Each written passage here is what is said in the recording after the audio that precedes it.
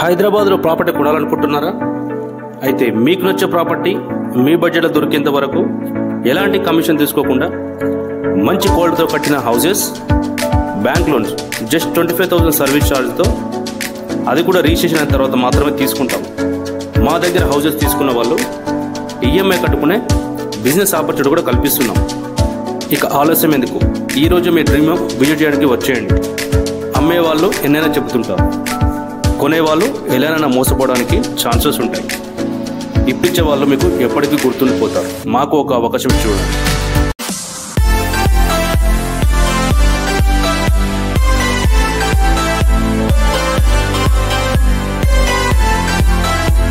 Hi everyone, నేను మీ property advisor Balu Yadav.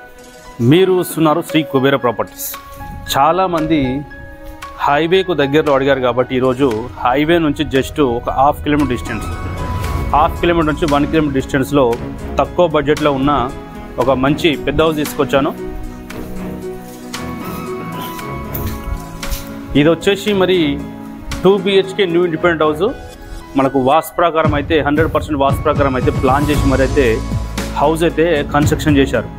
Parking చూసుకున్నట్టయితే మనకు ఒకటి పెద్దది ఇన్నోవా క్రిస్టా కానీ 4 వీలర్స్ పార్కింగ్ చేసుకోవడానికి అయితే వీలు ఉన్నది. అలాగే 2 వీలర్ పార్కింగ్ అయితే ఒక 3 నుంచి 4 అయితే 2 వీలర్ పార్కింగ్ అయితే చేసుకోవచ్చు. మనకు వాస్తు ప్రకారం మెట్లు కూడా వాస్తు ప్రకారం ఇచ్చారు. అలాగే 2.5 ఫీట్ గల్లీ అయితే మనకు నార్త్ సైడ్లో అయితే వాస్తు ప్రకారం అయితే మనకు 2.5 ఫీట్ గల్లీ అయితే ఇచ్చారు. అలాగే మరి ఎంట్రన్స్లో మరి హాల్ కూడా చూసుకుంటే ఎంట్రన్స్లో అయితే మనకు 4 మూలలు కూడా స్క్వేర్లో అయితే మనకు హాల్ కూడా డిజైన్ చేశారు.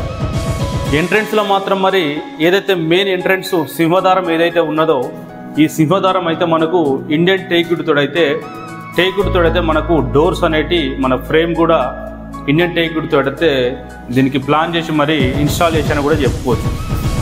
ఇది హాల్ స్క్వేర్లో ఉండడం వల్ల మనకి ఏంటంటే బెనిఫిట్ ఏంటంటే మనకు చుట్టూ అటు సైడ్ కానీ మనకు నార్త్ సైడ్లో కానీ సోఫా సెట్స్ కానీ చైర్స్ కానీ వేసుకుంటే కూడా మనకు టీవీ యూనిట్ అనేది స్క్వేర్లో ఉండడం వల్ల టీవీ యూనిట్ కూడా చాలా వీలుగా ఉంటుంది. ఇల్లు కూడా మనకు వాస్తు ప్రకారం కూడా మంచిగా ఉందని కూడా చెప్పుకోవచ్చు.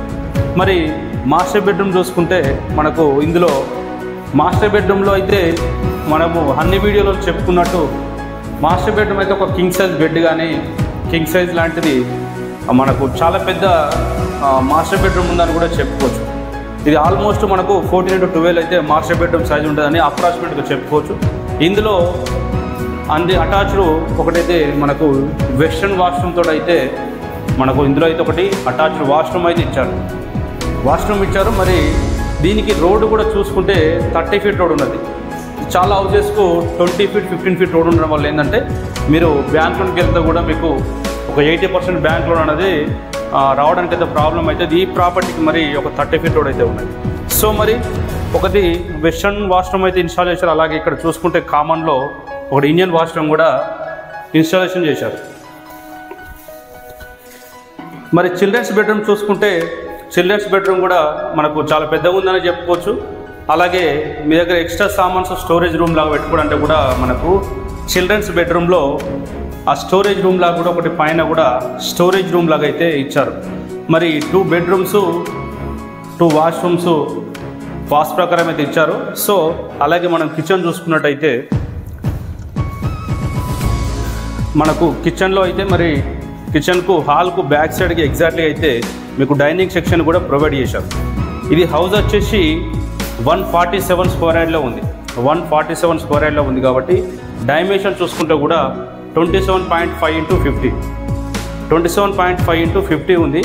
అలాగే మనకి ఇది వెస్ట్ ఫేసింగ్లో ఉంది కాబట్టి మరి ఈస్ట్ సైడు వాస్తు ప్రకారం అయితే ఒక 3 నుంచి ఒక 3.5 ఫీట్ వరకు అయితే గల్లీ వదిలారు. మరి ఈశాన్య మూలకైతే bore, sump, underground drainage, municipal water line కూడా దీనికి అన్నీ అయితే అవైలబుల్లో ఉన్నాయి. సో మరి అలాగే కిచెన్ చూసుకుంటే కూడా కిచెన్ పక్కనే మనకు ఆగ్నేయం స్టైల్లో పూజ గది.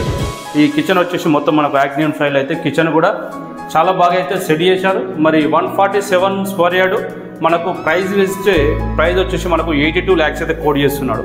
82 లక్షలు అయితే చెప్తున్నారు. ఎగ్జాక్ట్లీ మనం లొకేషన్ చూసుకుంటే మన్నేగూడ విలేజ్లో వచ్చింది.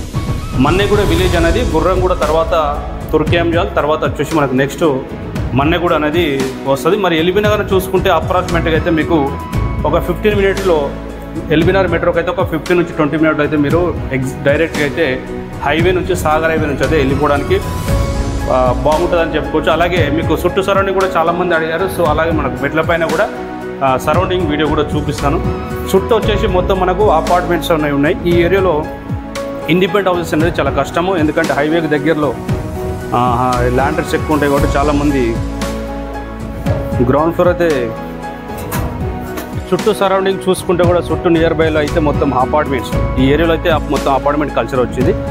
సో అపార్ట్మెంట్స్ ఉన్నాయి కాబట్టి ఈ ఏరియాలో G+1లు ఆల్మోస్ట్ మీకు 1,50 లక్షలు చెప్తున్నారు. వెనకైతే ఏవైతే హైటెన్షన్ లైన్స్ కనిపిస్తున్నాయో ఈ హైటెన్షన్ లైన్లు అయితే మనకు హౌస్ బ్యాక్ సైడ్ అయితే ఒక ప్లాట్ ఉంటుంది. దాని తర్వాత ముందు వచ్చేసి ఒక రోడ్డు ఉంటుంది.